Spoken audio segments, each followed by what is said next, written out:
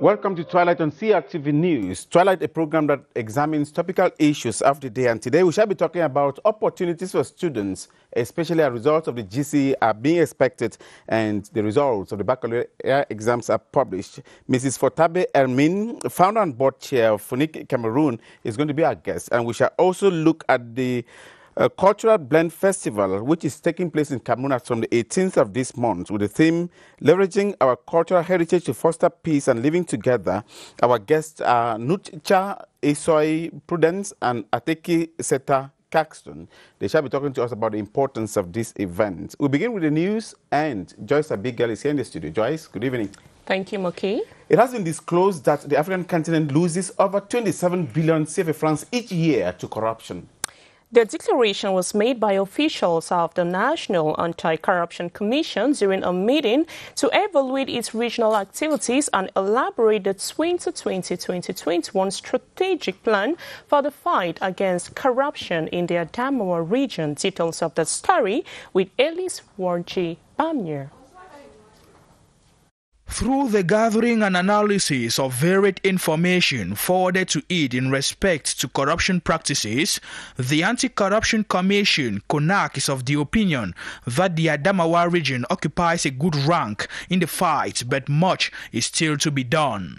Africa loses more than 50 billions per year for corruption.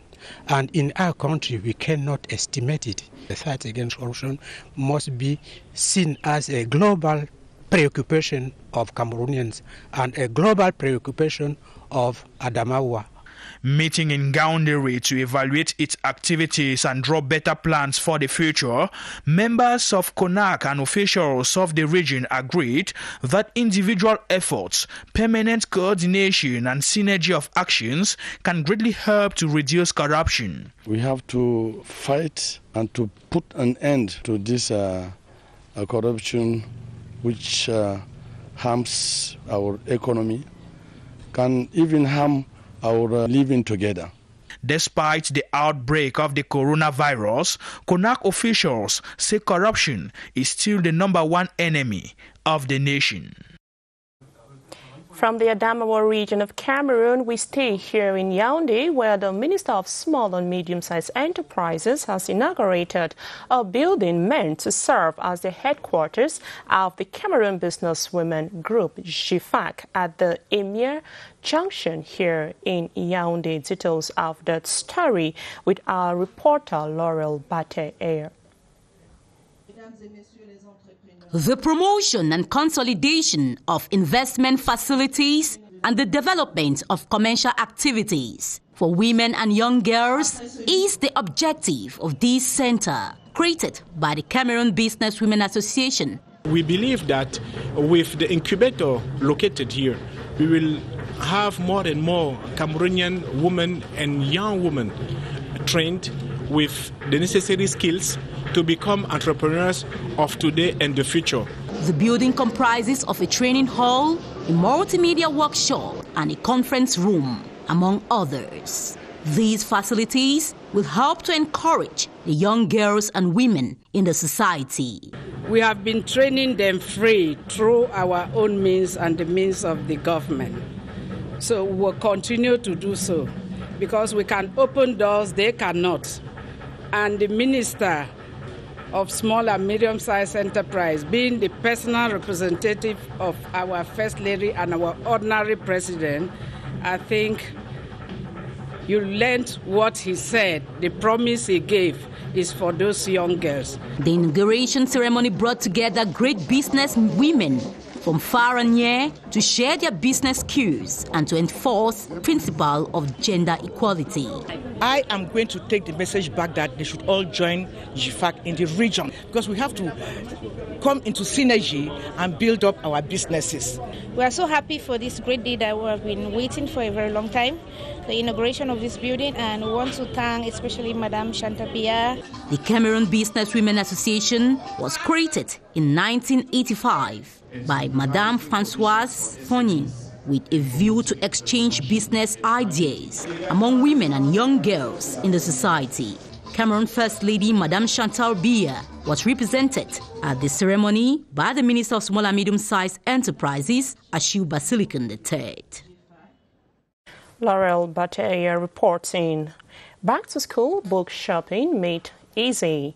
A common marketplace to sell books on the 2020-2021 school program has been set up here in Yaoundé at the Mispor neighborhood.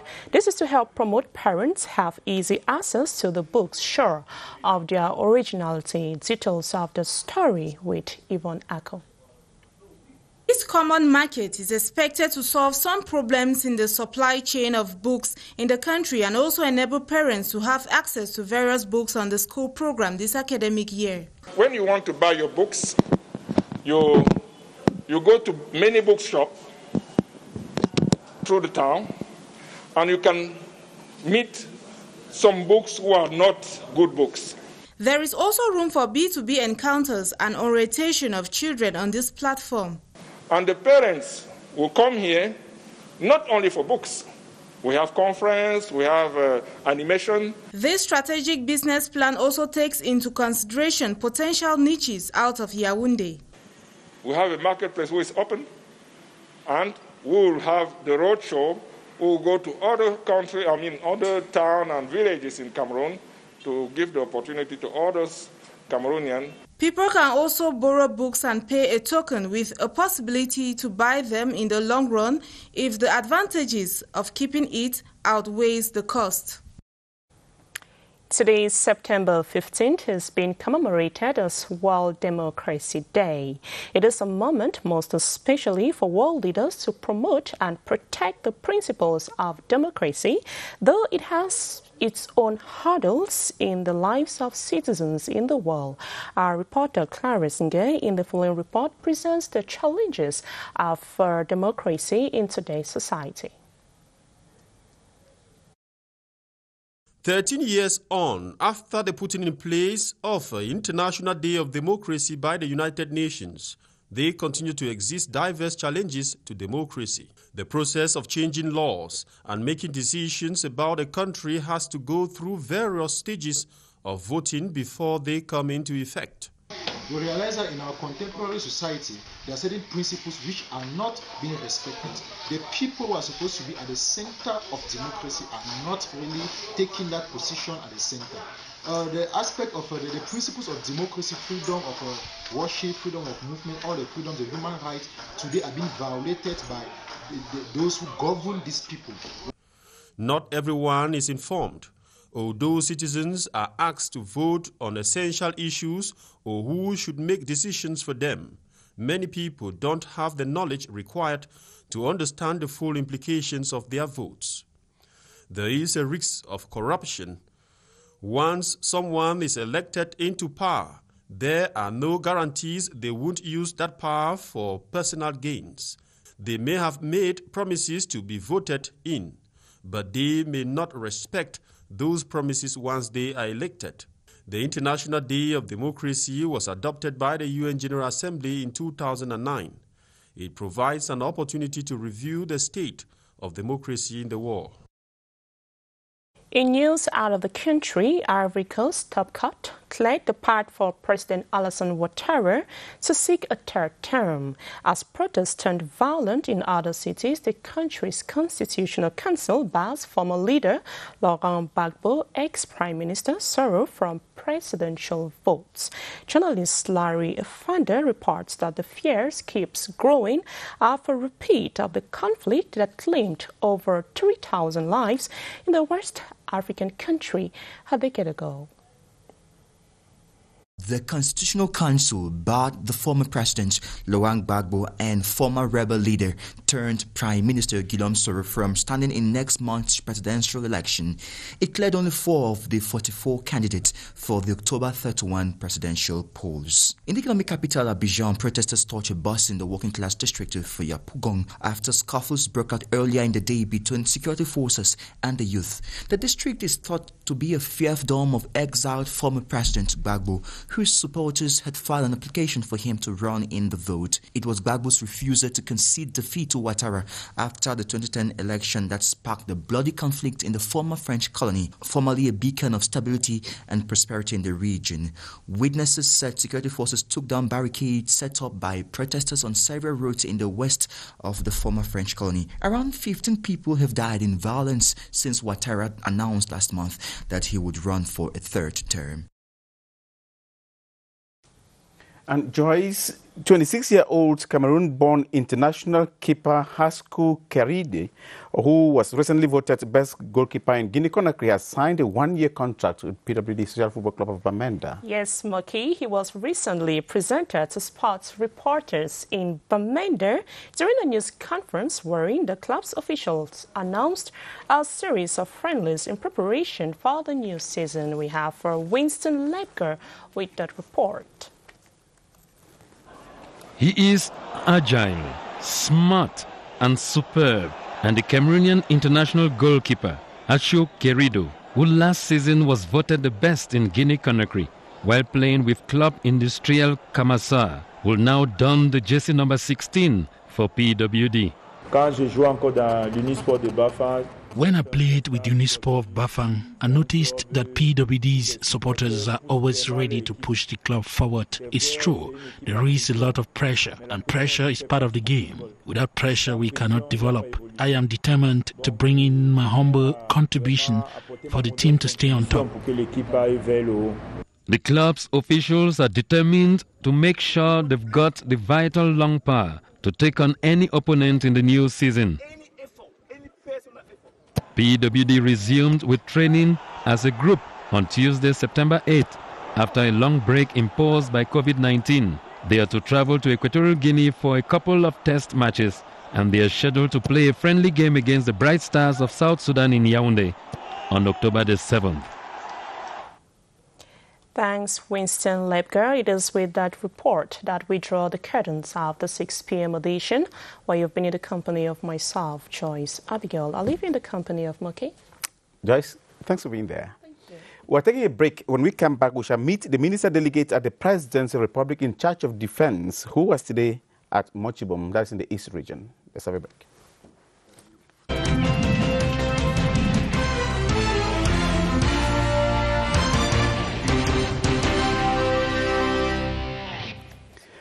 The minister delegate at the Presidency Republic, Joseph Bete Asomo, was in Mochibom today, where 750 Cameroonians on a peacekeeping mission to CAR will be living. Now, we shall be meeting our reporter who is in the East region, Mokom Robert Achu, who was following the minister in that part of the country. Mokom Robert Achu, good evening. Good evening, Muki Edin Kenzika. Welcome to the East region. Thanks. Can you present to us that center called Mochibom? Yes, that center called Mochibom, actually Mochibom is some 90 kilometers from Betwa on the Betwa Bombang Highway. And that center is right at the heart of the Mochibom. It's a center which the military, they have, it covers a surface area of some over 100 hectares. And actually, they're exploiting about half of it they have built structures in that center. They have facilities for the training, lecture rooms, halls, and everything. And they have sporting facilities as far as the space is concerned. They have enough space to do all the training that is deserved as far as the military is concerned. Moki. Yeah, Mokom Robert, how is training carried out there? Is it a center that operates throughout the year or just during some periods?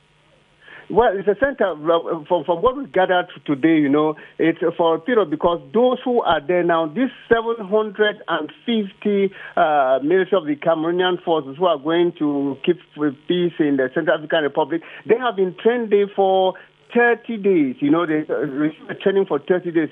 So I want to believe that it's a center where they carry out training as far as is necessary. When there's when there are military to be trained, they come to that center. Those who are actually the 750 who are going to join the rest of the military coming from different countries, from the UN to forces to keep peace in the Central African zone, they have been there for 30 days as we interviewed from them, Muki. Mokom Robert, what did the minister delegate at the presidency tell those 750 flag bearers of Cameroon who will be maintaining peace in the Central African Republic?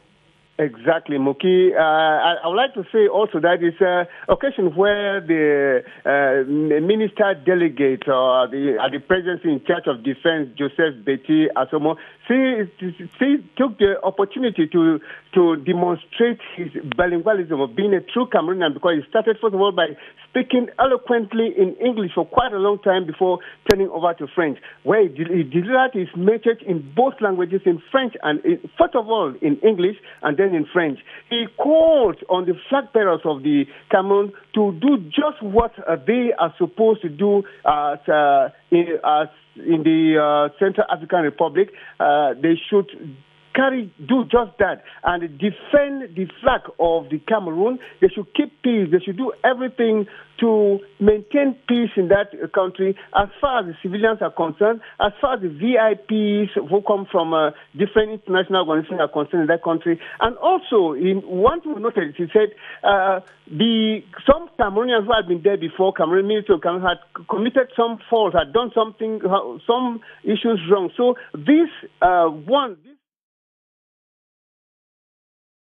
there are those Cameroonians who have been there. So their mission there is actually to keep peace, and they should do everything to keep that peace. And they should take advantage from the training that had been there, because we interviewed some of them. They told us exactly how they have been trained there for this time they have been there, what they are trained to do, how to keep peace. They have been trained in different aspects and so on. So the minister told them that as they are going there now, they are going to defend the flag of Cameroon. They are going to do everything to maintain peace and not to cause havoc in the Central African Republic. And Robert, what was the reaction from the troops that will be leaving for the Central African Republic? Are they delighted?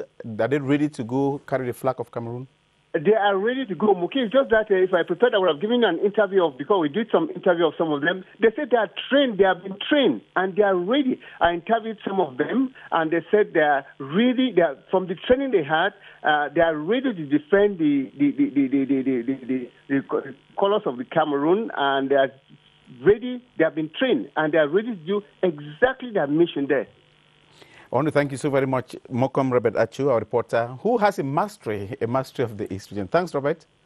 Thank you very much, Muki Kinzika. Thank you.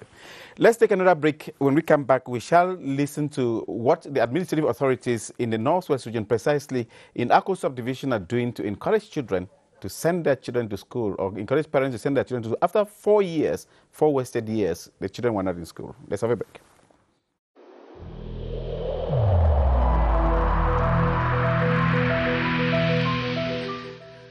Évitons de stigmatiser ceux qui sont atteints par la maladie.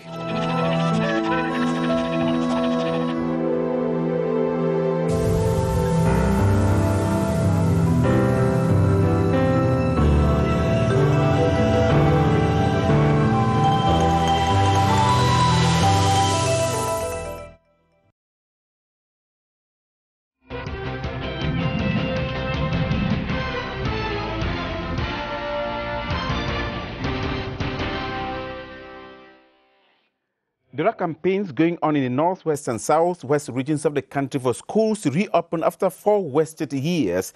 The DO for Akko subdivision has visited places including Kuta, that is the zone in the northwest town in Dongamantum division. Let's have some of the images and interviews from Kuta and the reasons the DO for that locality, Akko Mbink Noe Abraham, gave for encouraging parents to send their children to school. Let's listen to them. Of the Back to School campaign in the subdivision. In the days ahead, we will be moving in all the villages of the subdivision to campaign for an effective and a 100% back to school. We are taking this challenge, in fact, this opportunity to challenge all those who think they can stand against this train of back to school. And we are promising them that we are going to take it with them. We are going to take it with them with a clenched fist. All those who think they could hide in the bushes and disrupt the schools, the back to school this year, we are going to crush them.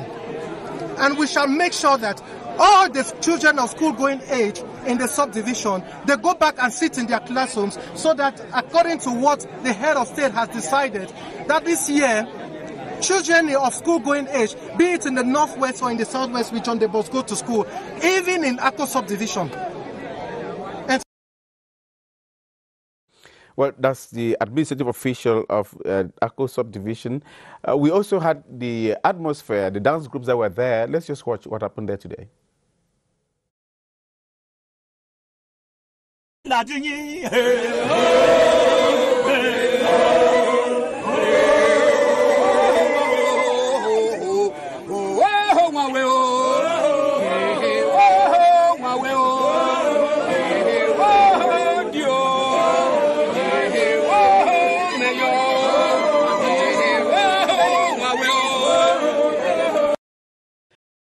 And that indicates how much the population that are adhering to the campaign to send their children to school. Let's again listen to the divisional officer, Mbingwe Abraham, who is explaining the reasons he's carrying out that campaign. Our sensitization tour in the Kuta zone are very high because the Kuta zone for more than 3 years today has been without school, without children going to school. But we have decided solemnly that this year all schools in Kuta zone must go back, it must be operational. We are saying that this year our sensitization campaign for back to school is backed under the theme, all children in Kuta zone must go back to school. A school must resume in Akko subdivision 100%. And we have seized this opportunity, braved all the odds to come to this market zone, which is an area of large concentration of population, because we think we will have the gross majority of the population of the Kuta zone to canvass for school resumption. And the population, as you can see, they mobilized all as one man from all the 5 villages of the Kuta zone to come and listen to the message of peace, listen to the message of prosperity, and listen to the message of development, which passes through education. This year, 2020-2021 academic year, we are resolute on the position that schools must resume in all the villages in the Kuta zone. Schools must resume in all the villages of Akko subdivision. Whether come rain or shine, schools must resume. And we are equally sending a message to all those who think school will not resume in Kuta zone, will not resume in Akko subdivision, that they will have the government, they will have the administration as the first enemy. And so far, we have discovered that the population has answered like one man to this particular plight, and they have all come out and they have taken the resolution that schools must resume. And each and every one of them has taken themselves as a guarantee that schools, they will back the school resumption campaign, and that they will take their children to school and make sure that on that day and from then hence, they will be the guarantors, as we have made them to take the resolution. They will be the guarantors of security in most of the schools that will resume. That's the divisional officer for Akko, Mbingwe Abraham, who is there campaigning for schools to reopen after 4 wasted years. We've been joined here by Mrs. Fotabe Ermin, founder and board chair of FUNIC Cameroon. Madam, you're welcome. Thank you very much, Moki, for having me. Let's start by reacting to that campaign in the northwest and southwest regions, especially in Dongaman, for schools to reopen after 4 years. What do you think about it? I'm positive. I'm excited to see that there are people who think like me, that schools should resume, because I don't see why they shouldn't. So I'm happy that the population is responding to that call, and I hope to see that schools resume effectively. Now, you belong to this group, FUNIC, if I'm not mistaken. Are you also doing anything to encourage parents to send their children to school, even from your own personal level? Sure. Because the issue here is that some parents too refuse to keep their children at home. Yes, I know that a lot of parents have mixed feelings about this. But yes, we do a lot. Actually, that's what we stand for. In the days ahead, actually from the 22nd, we're organizing a forum. We do that every year. First, to encourage young people to understand the importance of education. Then to be able to convince their parents, especially now that they need to return to school, and also to help to provide career orientation to those young ones. Because like you know, in a few days, we're going to have the results of the GCE, and so many young people are lost, still do not understand what next. We shall come to that, but let's start by presenting your organization, FUNIC. What's it about? FUNIC actually stands for Fotabe University of Cameroon. So Fotabe is my surname. And it is a higher institute that was created in 2015 by the Minister of Higher Education. Besides higher education, we also have a Center for Vocational Training. We focus on training young people to become entrepreneurial leaders. So we run programs basically in business. This year we're adding agricultural entrepreneurship and computer engineering. So our focus is really molding young people to be able to take over leadership in this continent in an ethical manner, because we need ethics. Now, you are coming here at a time when the back results are being proclaimed, when the students are expecting the results of the GCE ordinary and advanced level to be proclaimed, and you say you introduce these students to opportunities that exist. What are these opportunities that these children can start dreaming of? Oh yeah, the opportunities are many. The opportunities are many. Not just the children dreaming of, their parents too should understand the opportunities. For one thing, I stand for higher education and vocational training. So there are opportunities in higher education, not just the classical university education, but especially professional higher education. So students can decide to pursue the HND, the Higher National Diploma, which is supervised by the Ministry of Higher Education. Other students may decide that they want to pursue the vocational training pathway, which I think is very timely. It's very important for Cameroon right now, because it helps young people to pick up the skills that they need right now in the job market. But then there are other opportunities for young people, like starting businesses, like picking up jobs. And I should say that at FONIC, we accompany young people to do all of that. Young people who want to set up businesses, we actually run a startup incubator. So whether or not they want to study at FONIC, they can become members of the incubator, and we accompany them to set up their businesses. For the young people who want to pick up jobs, we have career orientation programs like the one I just mentioned a few minutes ago, to actually help them to identify those career opportunities that are relevant in today's economy. What I'm interested is in these career opportunities, because our public service is basically, our education system basically public service oriented. Many people want to be employed, to be soldiers, to be teachers, to leave school of administration, magistration. You're saying that you could make them to be able to create jobs. What is that magic thing, that magic word, that magic experience you've had? See, I think that things are changing. You know, a few years ago, we could say that our education system was preparing people basically for the public service. But that is changing. And institutions like mine were created by the government to actually accompany the government to help people stop looking at jobs just from the perspective of the public service.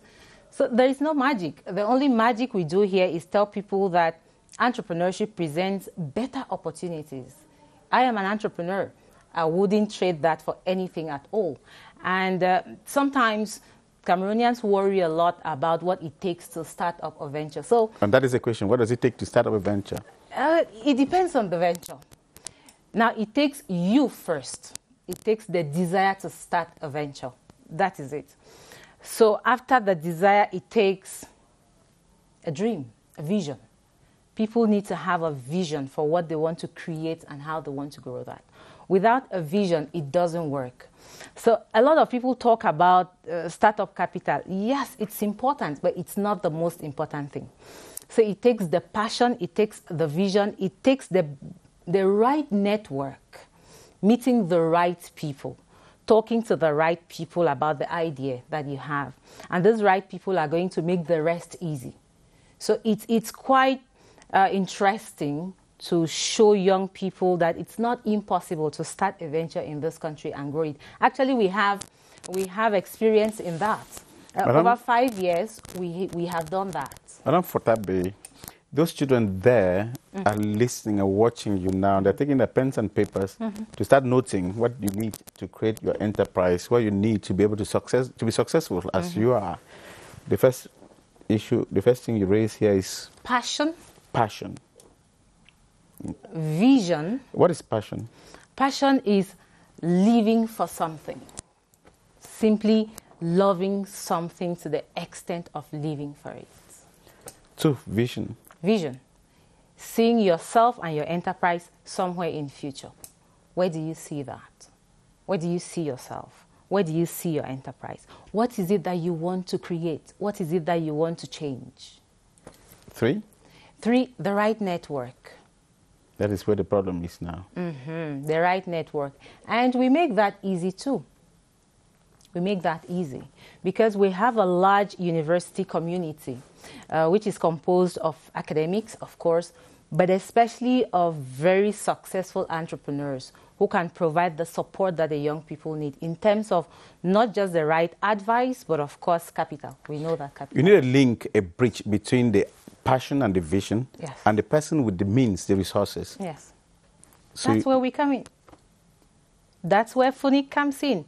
So we bring these young people on the one hand, and we bring these entrepreneurs, celebrated and successful entrepreneurs on the other hand, and we create that link between the two. And not just that, we help the young people to develop a vision after helping them to identify what they're passionate about. Well, I already talked about the 3rd, which is right network. The 4th now? Well, the 4th is what the network can bring. Now, I don't like to talk about those ones because, you know, a lot of Cameroonians see them more like hindrances. And I don't like to talk about the things that should stop people from starting a venture. I like to talk about the things that can encourage them. So after the network, the only thing you need is to present your plan to somebody, your business plan. For these young people, we don't talk a lot about business plans because that's quite advanced, you know. We tell them about developing ideas. You know, they need ideas. And these ideas are hatched in our incubator, and we help them to develop the business plans as they advance in their studies. After explaining all of this, would you be able to tell us 1 or 2 persons who've been with you and are successful now in life? Myself. No, but you I mean, since you created an institute, you may have had some young ones. We've had a lot of young people who have passed through, or some have been here to this studio, like Javni Joybet, that a lot of people know. Yeah. Yes, passed through FUNIC. We've had Felix from India, who has been here, so I'm sure is an alum of the forum that we're organizing from the 22nd, and a lot of them. I should say that you would not go to any successful business organization in this country and you do not find someone who has passed through FUNIC. Let's just go now to what you're organizing. I just want to indicate here that Cameroon will be hosting a cultural blend festival as from September 18 with the theme leveraging our cultural heritage to foster peace and living together. We shall have Nucha Isoi Prudence and Ateki Seta Caxton to talk to us about this initiative. So talking now about what you're organizing as from the 22nd, Madam. We're organizing an annual entrepreneurial leadership forum. This is the 6th edition.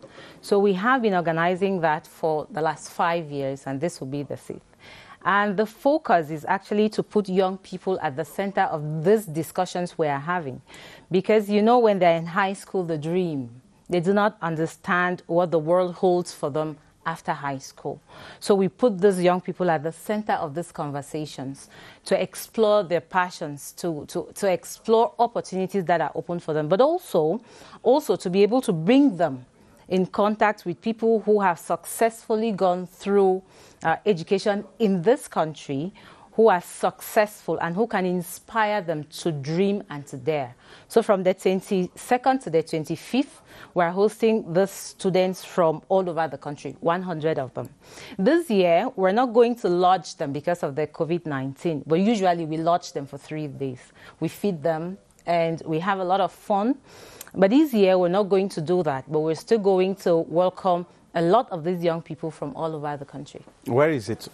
It's going to hold in Douala at our campus at Koto, Fengudrong, Bangui.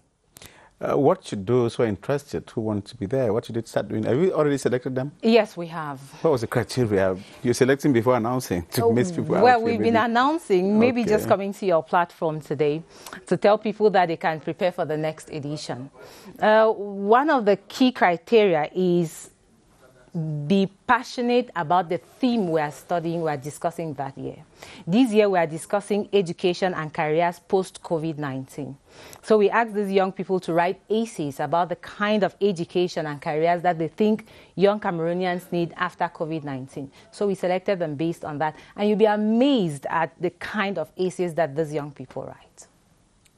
How would you evaluate the past 5 editions? Successful. It just gets better. You speak as if everything is a bed of roses, everything is successful when you're doing this. I'm just optimistic. You know, entrepreneurship, life is difficult. Everything about life is hard. Sitting here is difficult, I think so. But of course, you have to make the best of it. So that's what we're doing. Madam, you have an opportunity now, in the next 1 minute, to pass a message to those young ones who think they can make it big, they can be successful in their lives, who are watching you now and thinking that you can be a source of their happiness in the future. Yes. You can do anything you set your mind on, and don't let anyone stop you. Just dream big, believe in yourself, and meet the right people. Life is going to be better for you. Are you a teacher? I am a teacher. I am a teacher. You speak, I'm not surprised. The way you speak, you're one of them. I want to thank you very much, Mrs. Fortabe Elmine, founder and board chair of Funny Cameroon, based in Douala. Yes. For traveling all the way from Douala to Yaoundé for this program. Thank you for having me. Thank you very much. Thank you. Let's have yet another break. When we come back, Nucha Isoi Prudence and Ateki Seta Caxton will be here with us in the studio.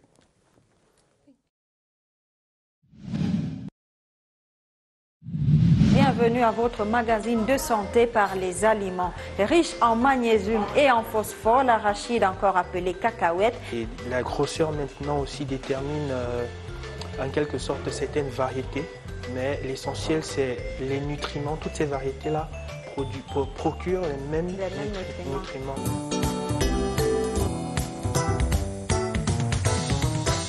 Découvrez quelques astuces de nettoyage rapide et économique pour retrouver une semelle toute neuve.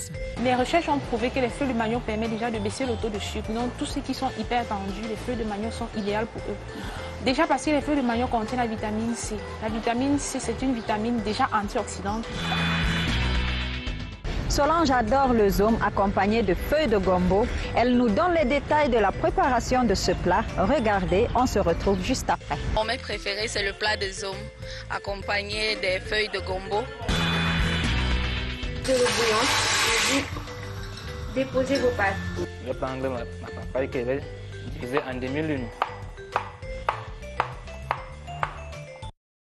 Dans cette édition de In Vitro, le soin corporel et particulièrement celui du dos est au menu de cette édition. Ici, comme vous l'avez dit en introduction, nous sommes dans la salle de contrôle des préservatifs. Nous faisons un contrôle de la conformité de la qualité des préservatifs masculins et féminins. Nous allons appliquer du miel qui est très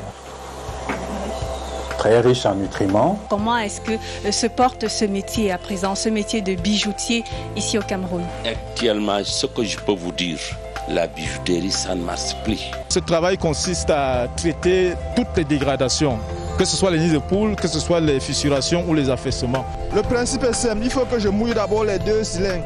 Quand je finis de mouiller les 2 cylindres, c'est pour que quand je passe, on ait une route déjà ouverte à la circulation après mon passage.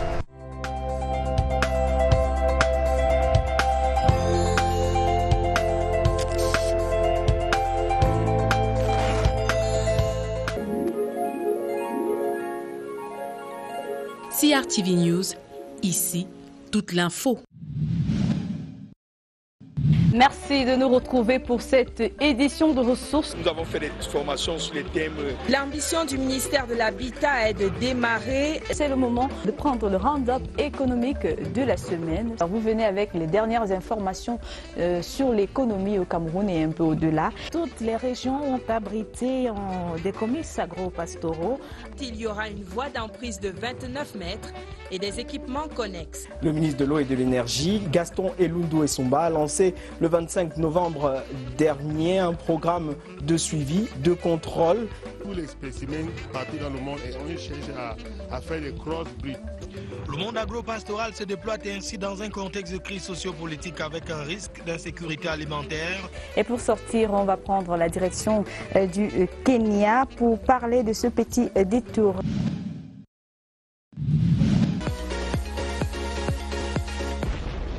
Merci de nous faire confiance comme ceci tous les dimanches. Lorsqu'il est 18h, on a 1h30 à passer ensemble à décrypter toute l'actualité sportive de la semaine. Aujourd'hui, on a simplement revu l'organigramme et que là, le ministère des Sports ou encore le gouvernement de la République a pris les choses en main. Vous allez voir que le CHAN est assez symptomatique de la réalité des clubs africains.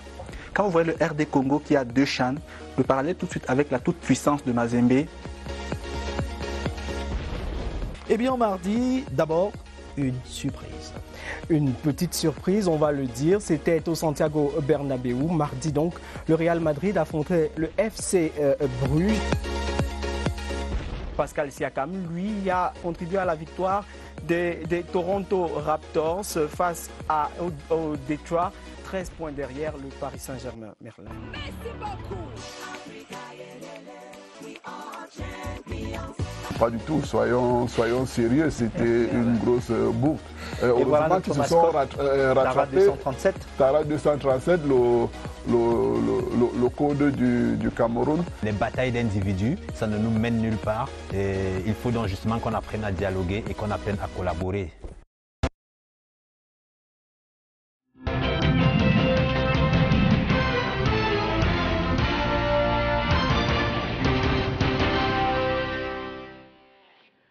You're watching Twilight, a CRTV news program that examines topical issues of the day. Cameroon will be hosting a cultural blend festival as from September 18 this year, and that is in the days to come.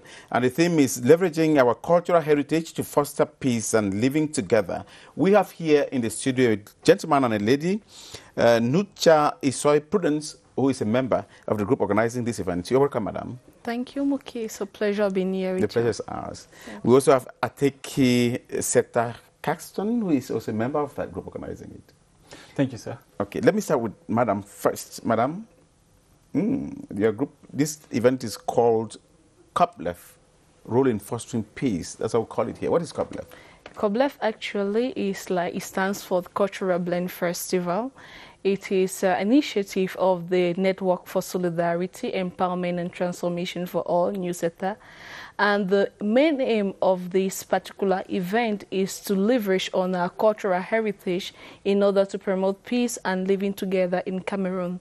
Because with the recent happening in our country, we all as young people thought that it's very necessary for us to go back and dig into our roots so that we can be able to harness the potentials that we have within our cultural platforms and use it in order to promote the message of peace within our country. The group that is organizing it, where are they from? Are they Cameroonians, all of them? They're from the 10 regions of the country, 58 divisions, or the 300 tribes and groups? Sure. Actually, the organization is a national organization within Cameroon called NewsETA, and it was created in July 2013 here in Cameroon. It is mostly led by young people. That should be, you should really take note of that because the young people leading this organization. And this program is going to regroup over 100 young Cameroonians coming from the 10 regions of Cameroon who they're going to be lodged in Yaoundé for 3 days. And we are going to have different activities along with these young people so that we can be able to promote the spirit of coexistence, peaceful cohabitation, and understand the different cultural diversity that we have within our national territory. Mr. Tiki Seta Caxton, you're one of the organizers, but what interests me very much, and many others who saw the advert, the programs we made about this program, is a theme which is leveraging our cultural heritage to foster peace and living together. Is it a timely theme? I'm sure you've tried to match it with the happenings of the time. Yes, but let me thank you so much for already for having us on the program. It is a very big privilege for us to be able to talk about the importance of promoting our culture, our own very roots, to use the norms, the values, and the symbols that we have in our cultural traditions as a way of promoting peace and living together in Cameroon. So we actually are organizing this activity as a response to, like you rightly said, the different happenings that have, filled our, recent past. And we are thinking that this, when you see us as Cameroonians where we are today, it is a violation of our cultural norms. I think no culture in Cameroon promotes violence and hate. No culture in Cameroon allows for the killing of innocent people. That we are today finding ourselves, hating each other, spreading fake news and killing ourselves. I think it's not just something that is wrong and immoral. It is also a departure from our cultural norms and from who we are as Cameroonians. Yeah, I would like you to develop more on that theme and see, because apparently most of these troubles, most of these issues are caused by young people. The same young people you see are coming up now to try to mend, to arrange what has been wrong. So what went wrong, by the way? What went wrong that young people became what they are today? I think we can't really blame young people for what is happening today. When something happens today, we might want to see where we're coming from, and we want to look at the structural factors that can surround this. We want to also look at maybe it's a collective failure. We've not maybe contemplated how consensus can live together with pluralism in the same public space. Maybe we've not really had to figure out what really works for us. And so I think it's a shared responsibility, what we are facing today. So young people are both perpetrators and they're at the same time victims of what is going on. They're not going to school. Most of those who are displaced are young people. Young people today are dying off. And so we think that we have enough norms and values in our different cultural settings that can permit us to contemplate a place of dignity for ourselves and for a future that we can imagine and envisage for young people in Cameroon. So it's one of those debates that goes on today. Like, young people are basically seen as violent, as tempestuous. Young people are not stable, they're not steady. But I think if we have that narrative for young people today, it may not be very positive. Why? Because for you to grow, you need to be fed with the different resources, different even the enabling environment that can permit you to. Are you some sort of blaming the older generation for not making that environment? I initially said it's a collective failure, but I'm not actually casting a blame on a particular generation. I know we all share some responsibility for where we find ourselves today. But I think that beyond the different experiences that we are facing today, like the violence and everything, there is still a place of hope that we can be able to imagine for the future of Cameroon, and that's why we are organizing this event to say the conflicts today that we face in Cameroon are... Let's just interrupt. What is happening here? These are some of the activities you've been able to organize, if I'm not mistaken. So what is happening here? So yeah, we have that is Repair. Repair is rebuilding peace through actions with inclusive reach. In French, it's reconstruire la paix par le biais d'actions inclusives et répandues.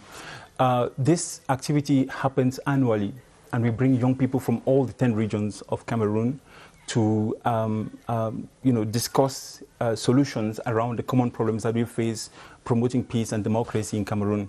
So you can see us right there in Parliament. At the National Assembly? Yeah, at the National Assembly. So we are doing a campaign to lower the voting age in Cameroon. It is a very, very important campaign that we're doing today, because we find that when young people are not really interested in the political process, they're not participating. Sometimes it's not just about the personal impediments for the young people to participate. Sometimes it's also a structural problem. And when you look at the law today that governs electoral matters, young people are only allowed to vote when they're 20. And when you look at across Africa, it's only in Cameroon that you have young people voting this late, whereas in other countries they start voting at 18. So we think that it is not good for a young person in Cameroon to have a delayed experience, because it doesn't just automatically happen when they become 20 to start voting. There needs to be some process of grooming that happens before that, and if that process is lacking, then sometimes it becomes problematic to get them or automatically, integrating in the political process. And Madam, we're talking here about our cultural values that promote peace and harmony. What are some of these values per region? Since you've been working with them and you said they are going to be coming from every region, what are some of these values that you see that we must come back to them to promote peace and harmony in Cameroon? Okay, thank you very much, Muki. When we talk about our cultural values, we are thinking about values such as peace building.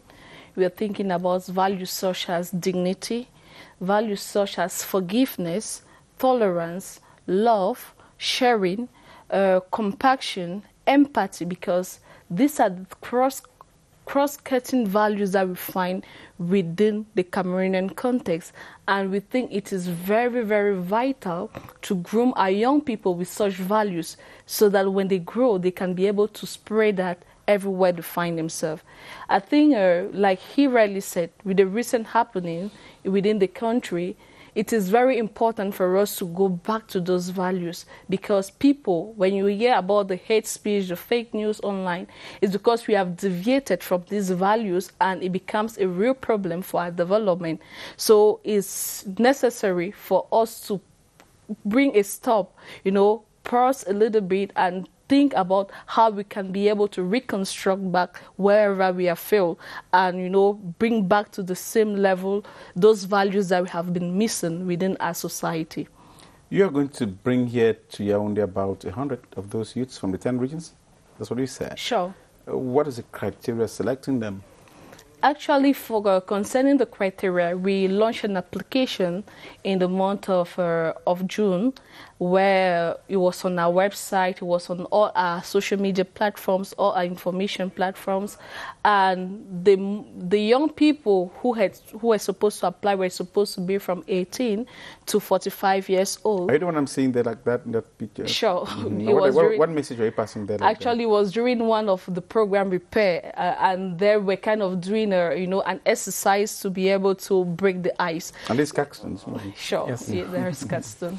Yeah. So like I was saying, the criteria for the selection, you just needed to be a young Cameroonian. I love this image. You are speaking there and here too. Thank you. So there we're talking about hate speech as well, how we can, security online during the same program. So like we're saying, the criteria during the program for this upcoming program, CUBLEF, was for young Cameroonians of both the cultural background, whether you're French-speaking or English-speaking. You're supposed to apply either you're between 18 to 45 years. We didn't distinguish whether you're educated or not, because we believe that everybody needs the message of peace, because everybody is a vital piece in development. So those were the main criteria that we used in the selection, and we equally needed young people who are really active, who can be able to pass on that message, because we believe so much in what we call PIO, passing it on to the next people around you.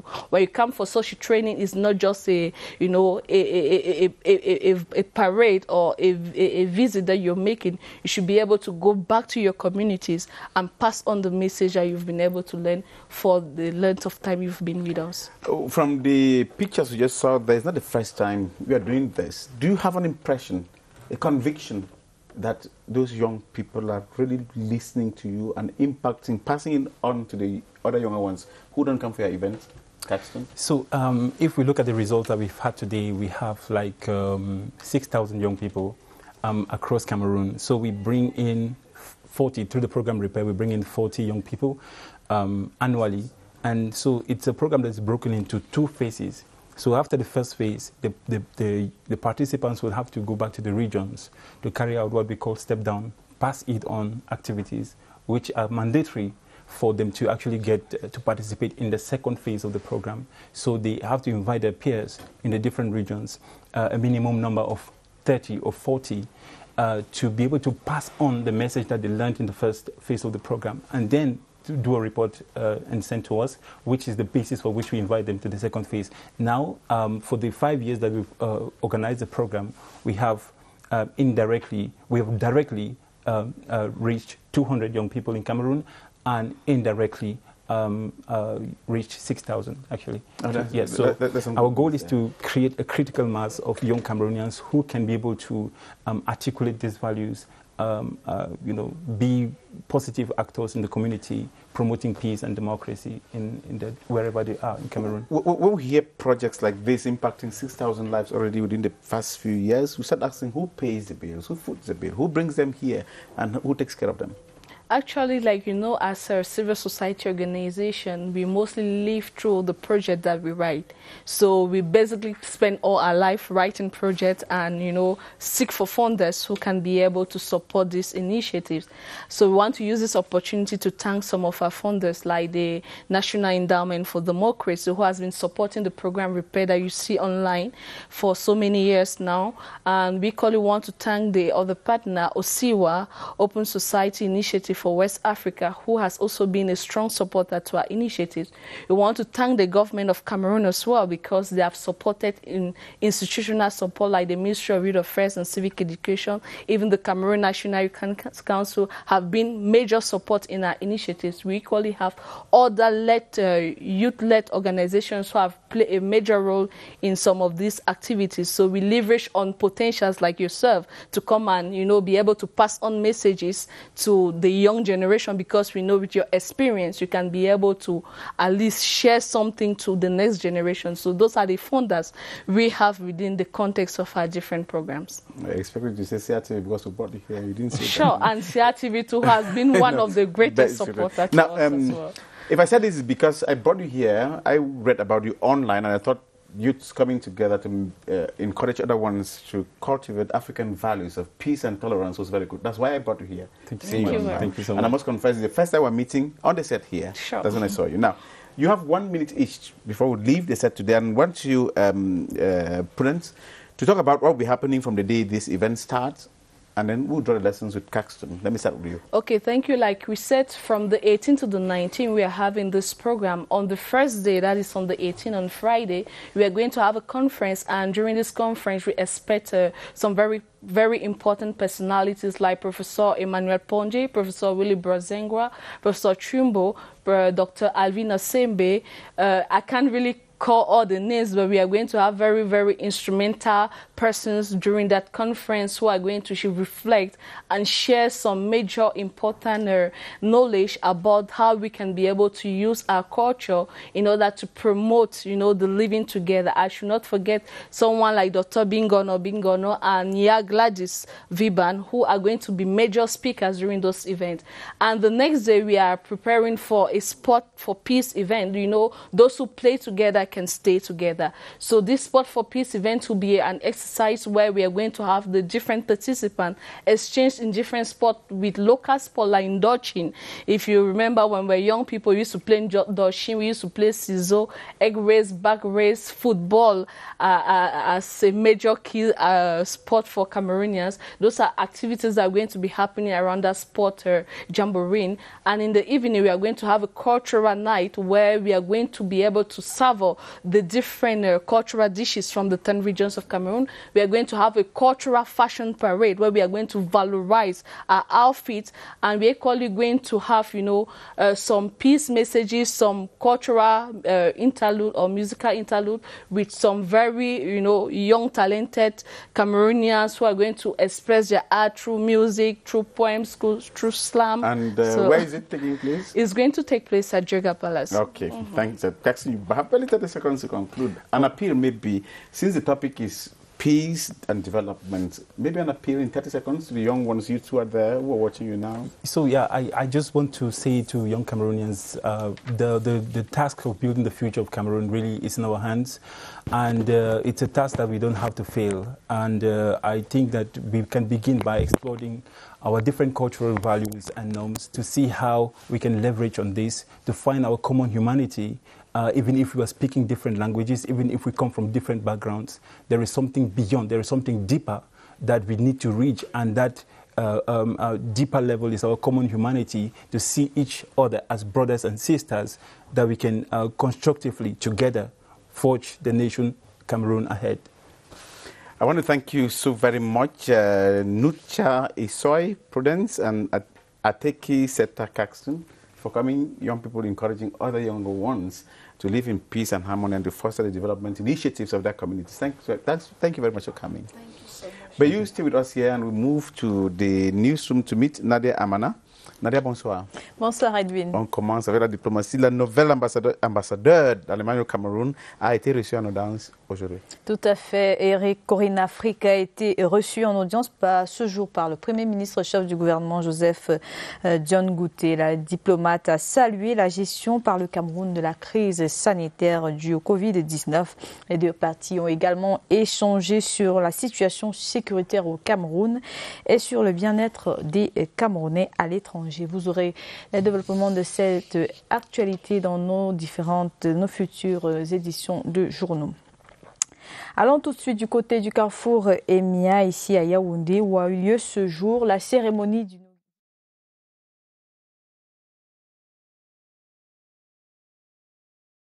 L'événement a été présidé par le ministre des Petites et Moyennes Entreprises, Achille Basleking III, représentant personnel de la première dame du Cameroun, Chantal Biya. Notre reporter Daoud Moulioum a assisté à cette cérémonie. Regardons. Ballet culturel pour saluer la sortie de terre d'une pépinière des reines des affaires. L'effort est du groupement des femmes d'affaires du Cameroun, GFAC. La grandeur du geste, force admiration, soutien et parrainage. Le ministre des Petites et Moyennes Entreprises, de l'économie sociale et de l'artisanat, Achille Basleking III, représente la première dame, Chantal Biya, présidente d'honneur du GFAC et marraine de la première cuvée. Dans la foulée, 50 millions de francs CFA sont annoncés comme soutien du gouvernement. Un gouvernement présent sous plusieurs visages et hautes fonctions. C'est pour que les jeunes filles camerounaises soient financièrement indépendantes comme moi. Et avec ça, tout peut arriver où est tout veut. En tout cas, je remercie le président de la République. Voilà 35 ans que ces femmes, au quotidien, avec opiniâtreté, se sont engagées au processus non seulement de création de richesses, mais de création d'emplois. Et grâce au concours de la première dame, qui m'a fait l'honneur de la représenter à cette cérémonie d'inauguration, cet édifice a pu être réalisé. À la suite de 3 allocutions en faveur de la formation de la jeune fille et de la croissance économique nationale, mais surtout en honneur de la présidente fondatrice Feu Françoise Foning, le niveau d'équipement de l'édifice inauguré confirme bien que le relais de cette génération dynamique est bien transmis à la femme d'affaires de demain. Et ça se célèbre au rythme du Nyanga Dance. En santé, des soins bucco-dentaires sont gratuitement offerts à l'hôpital gynéco-obstétrique de Yaoundé. L'opération, qui est menée en collaboration avec la mission médicale chinoise, intervient en prélude de la célébration en Chine du Love Teeth Day. Notre reporter Eric Laouna a assisté à cette cérémonie. Croquer à nouveau la vie à pleines dents et tomber le masque de la psychose liée au Covid-19 en milieu hospitalier, l'opération de charme en cours ici est toute justifiée. Nous avons perdu beaucoup de patients, c'est-à-dire on les appelle les perdus de vue. Nous avons perdu les patients parce qu'il y en a beaucoup qui ont peur désormais de l'hôpital, parce qu'ils se disent qu'en venant à l'hôpital, ils vont s'infecter. Intervenant à la veille de la rentrée scolaire, c'est un stand où l'arrêt est vital. Je suis venue avec les enfants, vu que les enfants ont passé trop de 5 mois à la maison. Et la rentrée, c'est pour bientôt, donc je voulais faire juste un examen de routine. Renforcée de la mission médicale chinoise, la campagne intègre un calendrier spécial. Chaque année, avant la journée de l'Adventiste, c'est le 20 septembre. Avant une semaine de 20 septembre, en Chine, on doit organiser des grandes campagnes. En réparant nos dents, c'est par là l'occasion de dessiner les contours d'un sourire radieux sur nos lèvres. Parlons à présent de la rentrée scolaire 2020 qui va se dérouler dans un contexte particulier avec la pandémie du Covid-19. Les établissements scolaires se réajustent. À Yaoundé, par exemple, les salles de classe et les points de lavage de mains se multiplient. Il faut respecter les mesures de distanciation sociale édictées par le gouvernement pour barrer la voie à la pandémie au sein des établissements scolaires. Le point avec Joël Igor Abanda. La nouvelle année scolaire au Cameroun s'adapte à la pandémie de la Covid-19.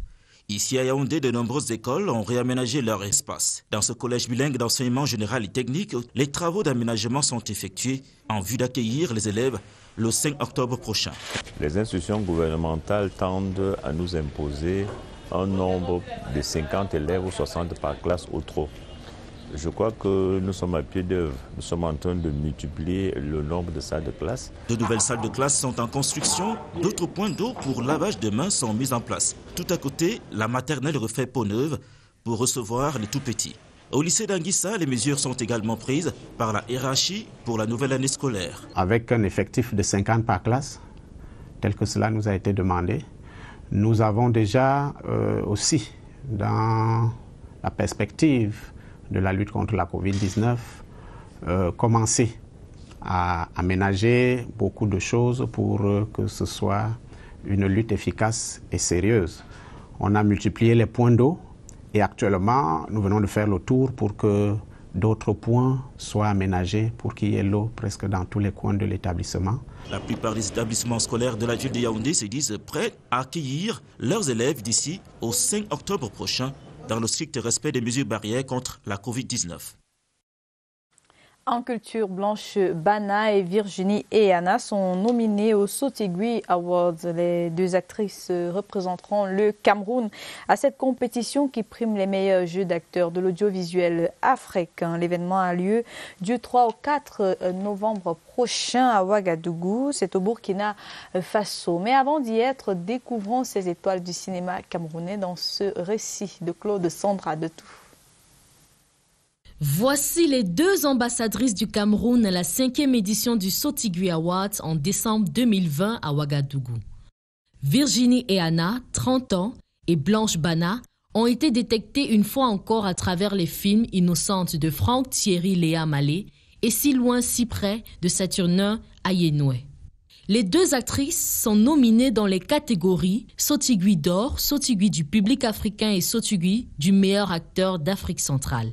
L'édition 2020 de cette compétition est placée sous le thème « Culture de la paix, quelle contribution des femmes de l'audiovisuel et du cinéma ». Blanche Bana fait ses premières apparitions en 2012 dans les films Les Colis, réalisés par Parfait Zambo. En 2015, elle a été primée meilleure actrice du Cameroun au festival Écran Noir. Quant à Virginie Eana, elle est révélée grâce au long métrage Innocente où elle joue le premier rôle. Après les Césars en France, les Oscars aux États-Unis, voici le Sotigui Awards en Afrique.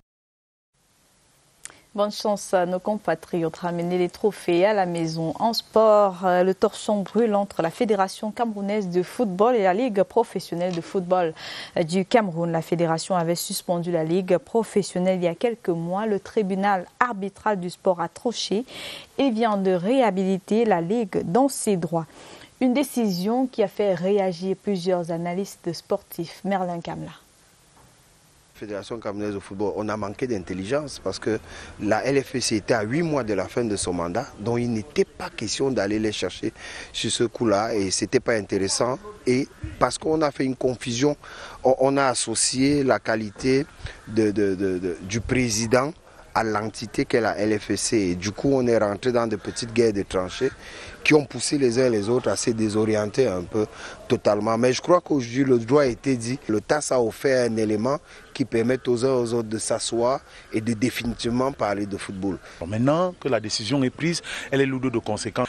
Moi, je militerais pour l'apaisement. C'est-à-dire que au lieu de se retrouver certains dans des tons jubilatoires et d'autres dans une tristesse, on devrait plutôt trouver le juste milieu. Pour moi, le juste milieu, c'est une conciliation où peut-être on peut utiliser comme d'habitude les services du Premier ministre ou même la présidence de la République pour appeler les deux parties autour de la table et demander à la fédération de laisser travailler la Ligue de football professionnel.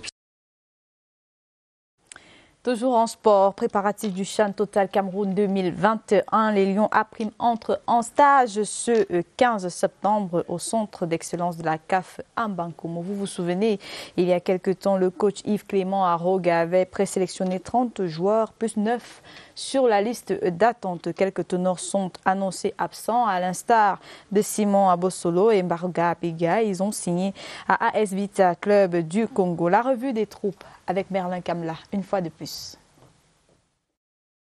Pour ce stage de 2 semaines, Yves Clément Aroga devra se passer des bons services de Simon Omosola. Le Lion Espoir, présent à la récente CAN U23 en Égypte et ancien pensionnaire de Bamboutos de Bouddha, a signé cette saison à AS Vita Club au Congo. Parti avec Mbarga Abega, ancien joueur de Coton, et Eding, les deux footballeurs retrouvent leur compatriote Loïc Fejo. Un autre ténor de la liste d'Aroga qui pourrait manquer le stage, c'est Epané Létizier. Le gardien de Stade Renard passe en ce moment les tests dans un club tanzanien.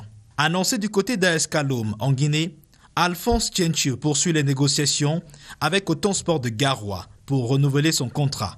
Thierry Akono, l'ancien pensionnaire d'AS Fortuna, s'était déjà engagé dans un club tanzanien avant la publication de la liste. Normal que son nom n'y figure pas. À l'issue de ce stage de 2 semaines, les Lions A' disputeront un match amical le 10 octobre prochain contre le Soudan du Sud, ici à Yaoundé. Hors de nos frontières, la question de la transition au Mali se discute depuis ce matin à Accra, au Ghana. Au menu des discussions, la mise en place d'une équipe de transition. Cette équipe doit être choisie par le comité mis sur pied par la junte au pouvoir, puisque l'ultimatum lancé par la CEDEAO arrive à échéance, celui de désigner au plus tard ce mardi un président et un premier ministre de transition. La junte menée par Assimi Goïta a fait savoir dans une charte de transition rendue publique samedi dernier que la durée de la transition sera de 18 mois. C'est sur cette actualité hors de nos frontières que nous mettons un terme à ce 19h. Nous vous laissons en compagnie de Moki Edwin Kinzeki pour la suite de Twilight. Bonne suite, Moki. Thank you, Nadia. We shall be entering the last segment of our program. After we take a break, and the last segment is with Eric Launa Huna for the international supplement. Let's have a break, and we'll have Eric in the studio.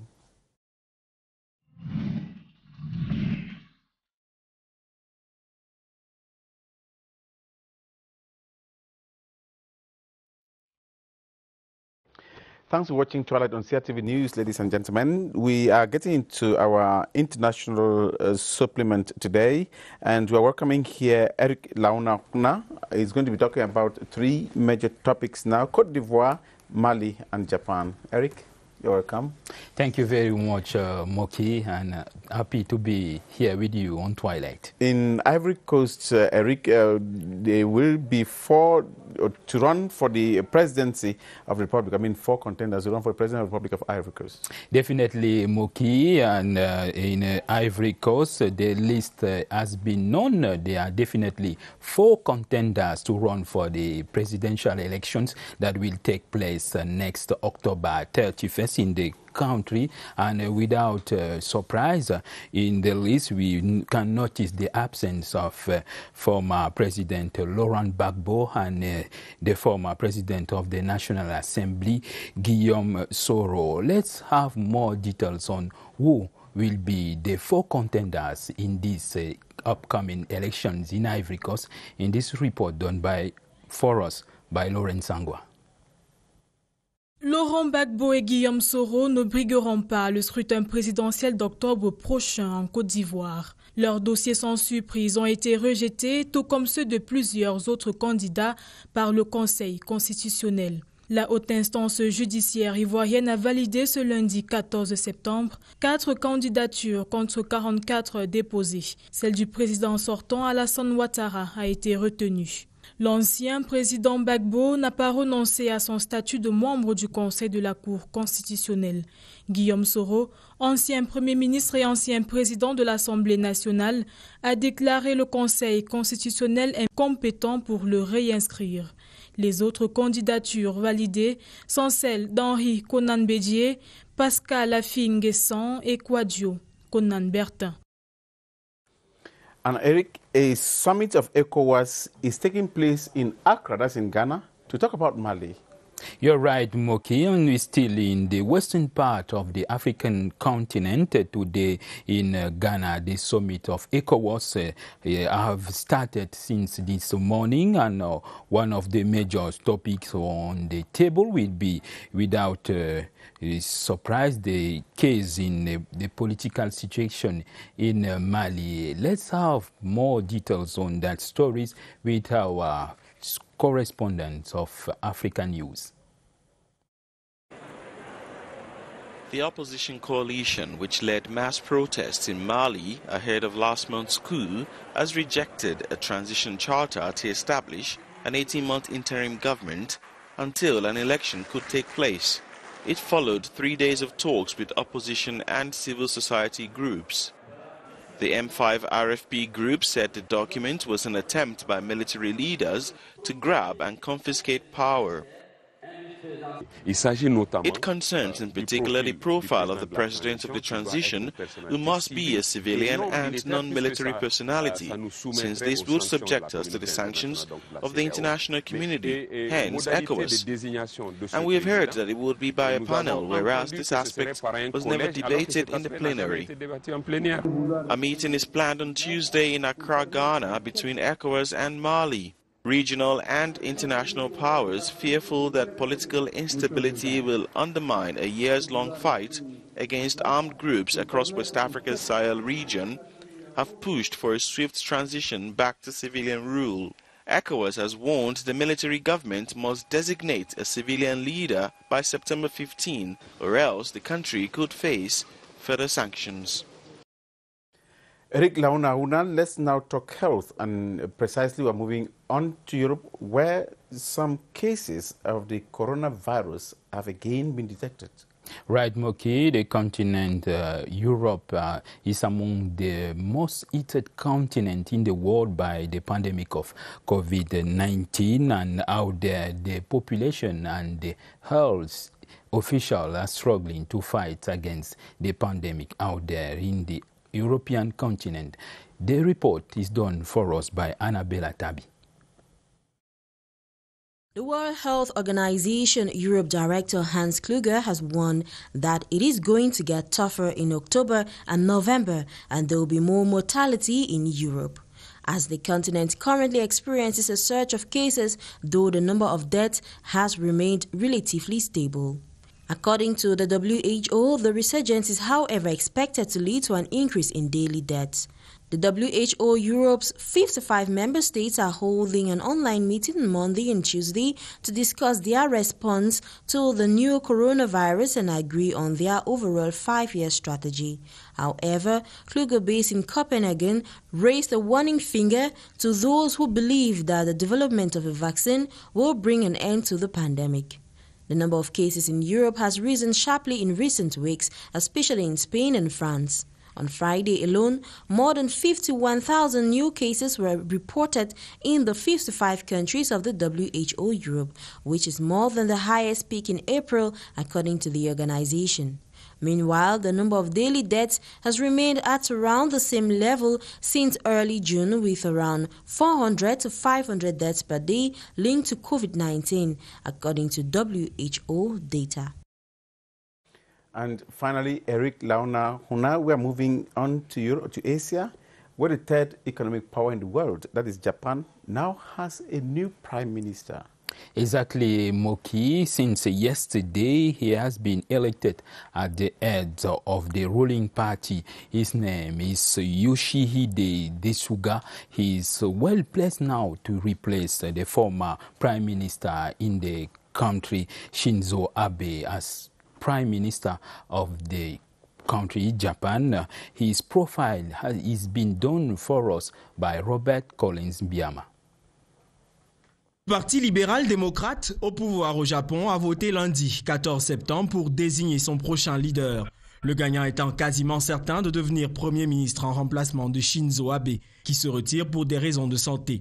Les élus du PLD ont choisi Yoshihide Suga, 71 ans, actuel secrétaire du gouvernement et proche conseiller de Shinzo Abe avant que le Parlement n'endosse ce choix mercredi. Il a obtenu 377 voix contre 89 pour Fumio Kishida et 68 pour Shigeru Ishiba. Ces deux concurrents a annoncé le PLD, qui avait organisé un scrutin fermé limité à ses parlementaires et à des représentants du parti dans les 47 régions du pays. Le prochain chef du gouvernement devra relever une série de défis particulièrement difficiles et complexes. Le Japon était en récession avant la pandémie de coronavirus et de nombreux acquis de la politique économique du Premier ministre sortant, appelé Abenomics, sont maintenant en danger.